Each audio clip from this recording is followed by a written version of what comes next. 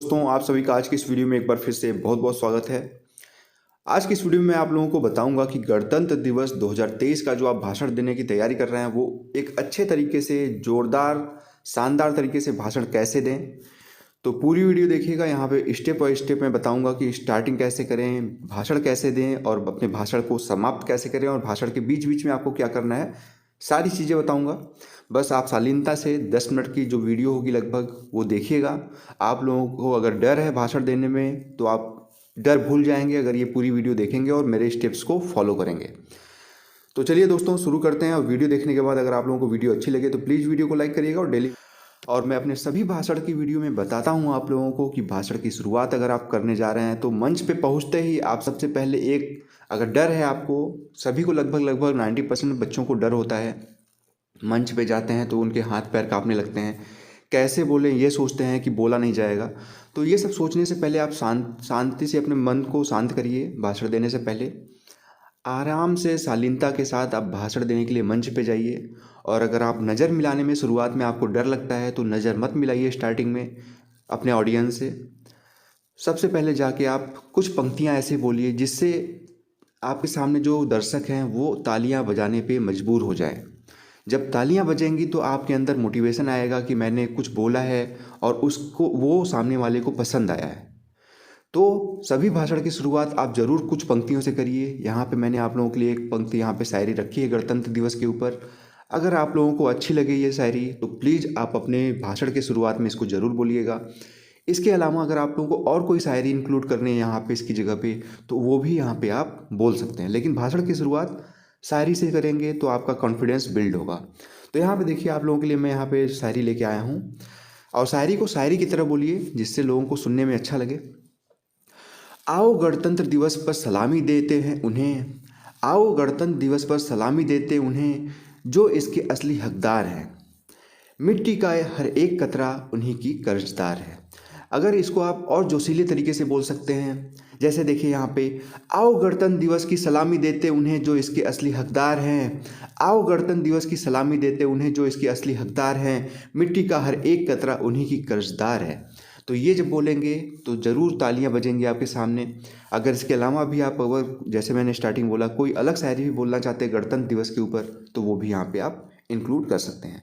अब जब दो पंक्तियाँ बोलेंगे तो ताली बजेगी तो आपके अंदर मोटिवेशन आएगा। अब आप अपना संबोधन जो स्टार्टिंग होता है जिसको संबोधन कहते हैं वो शुरू कर सकते हैं। सभी का अभिवादन करिए।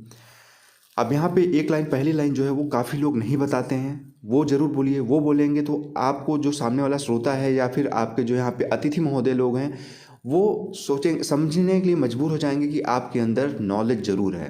तो यहाँ पे देखिए ये जो लाइन है, ये वाली लाइन ये ज़रूर बोलिएगा। अच्छी लाइन है इसलिए मैं यहाँ पे इंक्लूड कर रहा हूँ। सबसे पहले जब अपनी लाइनें बोल दीजिएगा शुरुआत की जो शायरी की है उसके बाद बोलिएगा, सर्वप्रथम, बहुत आराम से, डरिएगा मत, सर्वप्रथम मैं इस सम्माननीय मंच को नमन करता हूँ और मंच पर विराजित आज के मुख्य अतिथि महोदय, कार्यक्रम के अध्यक्ष महोदय जी, विशिष्ट अतिथि महोदय जी, हमारे सम्माननीय प्रधानाध्यापक जी, सभी सम्माननीय शिक्षकगण और सभा में उपस्थित सभी प्यारे भाइयों और बहनों को मेरा नमन।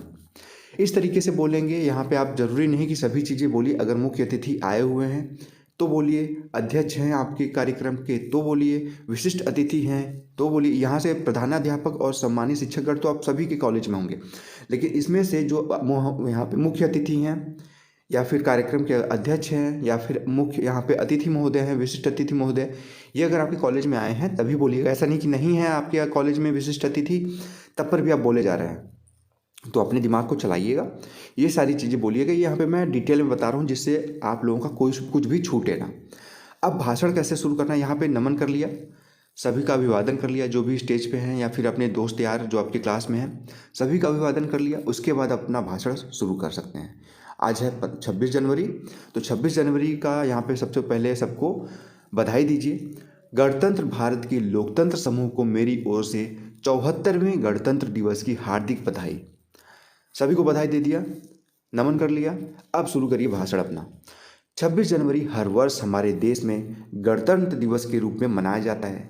26 जनवरी 1950 के दिन पहली बार हमारे देश का संविधान लागू किया गया था। इस दिन को पूरे भारतवर्ष में खुशी और उल्लास के साथ मनाया जाता है और देश पर मर मिटने वाले सभी स्वतंत्रता सेनानियों को याद कर उन्हें श्रद्धांजलि अर्पित की जाती है। तो ये सारी चीज़ें बोलेंगे। आप जानते हैं कि जो भाषण होता है वो काफ़ी लोग एक दिन ही 26 जनवरी हो, 15 अगस्त हो, 2 अक्टूबर हो, ये सब जो चीज़ें होती है तो काफ़ी लोग एक ही भाषण बोलते हैं, मतलब मिलता जुलता। तो भाषण कोई सुनता नहीं है ध्यान से, सब बोर होते हैं। तो बोर ना हो इसलिए बीच बीच में आप कुछ पंक्तियाँ इंक्लूड करते जाइएगा। अगर आप अपने अनुसार जैसे 2 मिनट बोल लिए तो एक शायरी बोल दीजिए। एक अलग से शायरी की वीडियो में ले आऊँगा, शायरी उस वहाँ से भी आप ले सकते हैं। उसके बाद शायरी बोलने के बाद फिर यहाँ पे शुरू करिए। आज हम बात कर रहे हैं यशस्वी भारत के उस गौरवशाली संविधान की जिसकी नींव डॉक्टर भीमराव अंबेडकर जी द्वारा रखी गई थी। आज यही संविधान भारत की आत्मा है, या यूँ कहें कि भारतीयों के लिए 1950 में तैयार किए गए नियमों, कर्तव्यों और अधिकारों की व्याख्या है। इसका पालन देश के प्रथम व्यक्ति अर्थात राष्ट्रपति द्वारा भी किया जाता है। इस संविधान का सम्मान करना और इसे सर्वोपरि रखना हम सभी देशवासियों का मौलिक कर्तव्य है। और ये जो भाषण है इसकी पीडीएफ चाहिए तो आप रोशन की क्लास टेलीग्राम चैनल से ले सकते हैं। इसका प्रिंट आउट निकाल के आप ले जाइए, जो जो इंपॉर्टेंट पॉइंट है उसको नोट कर लीजिए। वहाँ पे आप थोड़ा सा अपने जो पोडियम होगा उस पर रख के आप बीच बीच में अगर कुछ चीज़ें भूल रहे हैं तो वहाँ पे आप देख के बोल सकते हैं। और भाषण थोड़ा सा लंबा बना के ले जाइए जिससे कुछ चीज़ें छूटे भी तो आपका भाषण कम से कम 7-8 मिनट का हो जाए। ठीक है, फिर शायरी आप बोल सकते हैं। उसके बाद, यूँ तो हमारा देश विविधताओं का देश है, अनेकों धर्म, जाति, संप्रदायों, जनजातियों से मिलकर और एकता के सूत्र में बंधकर 26 जनवरी को हम भारतीय राष्ट्रीय पर्व के रूप में हर वर्ष मनाते हैं। गर्व महसूस होता है जब हम कहते हैं कि हमारा संविधान विश्व का सबसे लंबा और लिखित संविधान है, जिसका निर्माण बाबा साहेब द्वारा 2 वर्ष 11 महीने और 18 दिन में पूर्ण किया गया। गर्व होता है हमें जब अनेकता में एकता के राष्ट्रीय गान का स्वर हमारे कानों में गुंजन करता है और गौरवान्वित करता है। हमारा वह तिरंगा जो हमें सदैव भारतीय होने की अनुभूति कराता है। दोस्तों, 26 जनवरी को गणतंत्र दिवस के रूप में हर वर्ष इसलिए मनाया जाता है क्योंकि इसी दिन भारत सरकार अधिनियम एक्ट 1935 को हमारे देश से हटाकर 26 जनवरी 1950 को देश का संविधान लागू करने का दिन चुना गया था।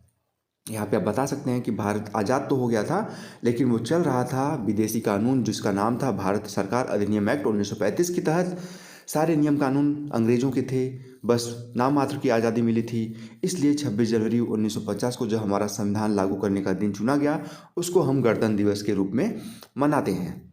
हमें गर्व है कि हम सभी इस गणतांत्रिक देश के निवासी हैं जिसे सरल शब्दों में प्रजातंत्र, लोकतंत्र या जनतंत्र भी कहा जाता है।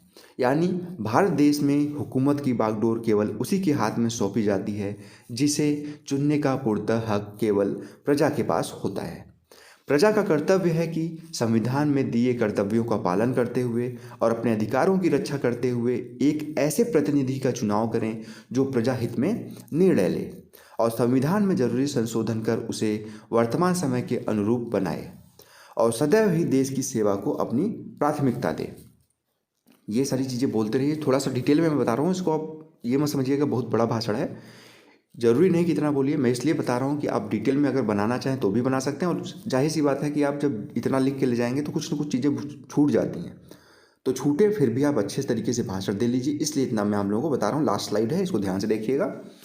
प्यारे दोस्तों, आज यदि हम गर्व से अपने देश को पूरी तरह आज़ाद कह सकते हैं और देश में खुशी और उल्लास से गणतंत्र दिवस मना रहे हैं तो इसके पीछे देश को पूर्ण स्वराज दिलाने वाले महात्मा गांधी, सरदार वल्लभ भाई पटेल, सुभाष चंद्र बोस, जवाहरलाल नेहरू, भगत सिंह, लाला लाजपत राय जैसे अनेक स्वतंत्रता सेनानियों को और हमारे देश के वीर जवानों को हमें सदैव याद रखना चाहिए, क्योंकि आज उन्हीं के ही संघर्ष और परिश्रम से हम आज़ादी की ज़िंदगी जी पा रहे हैं।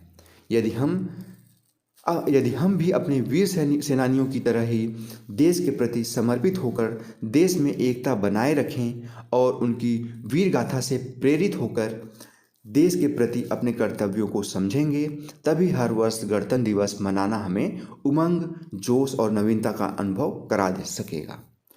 अंत में मैं आप सभी लोगों का इस भाषण को सुनने के लिए धन्यवाद करना चाहूँगा और अपने वाणी को विराम देते हुए यह कहना चाहूँगा कि अब लास्ट में ज़रूर शायरी बोलिए, बीच में आप बोल सकते हैं एक दो शायरी, जिससे आप जोश बना रहे भाषण में ज़रूर इंक्लूड करिएगा शायरी बीच में, और लास्ट में ज़रूर अपने भाषण को एंड करते समय शायरी ज़रूर बोलिएगा, जिससे एंड में आपको जब भाषण आप एंड करें, चाहे भाषण जैसा भी आपने बोला है, जोश वैसे एक दो बार लिख लेंगे आप, और भाषण देने से पहले एक दो बार प्रैक्टिस कर लेंगे बोल के अकेले में, तो ज़रूर अच्छे तरीके से बोल पाएंगे। लेकिन फिर भी अगर कुछ कमी रहती है, लास्ट में शायरी की पंक्तियाँ ज़रूर इंक्लूड करिए।